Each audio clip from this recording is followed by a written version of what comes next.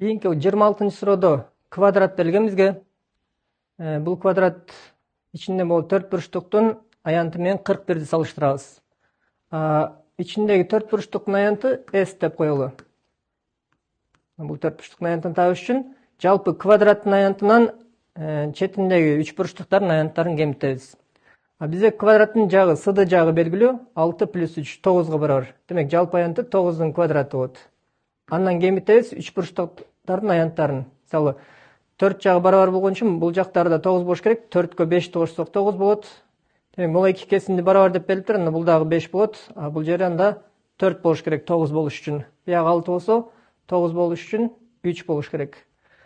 Тик бурчтуу 3 бурчтукта аянтын табыш үчүн 2 катетин көбөйтүп 2ге бөлөбүз. Мисалы экөөнү көбөйтсөк 18 жарымы 9 болот мунун аянты. 3/4 12 жарымы 6 болот мунун аянты. Мунун аянты 5/4 20 жарымы 10 болот. Мунун аянты 5/6 30, анын жарымы 15 болот. Ушуларды алып салабыз кемитип.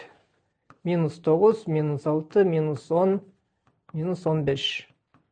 Ушунда 81 квадраты, андан молорду эсептесек 15, 30 менен 40. 40 кемитет экенбиз.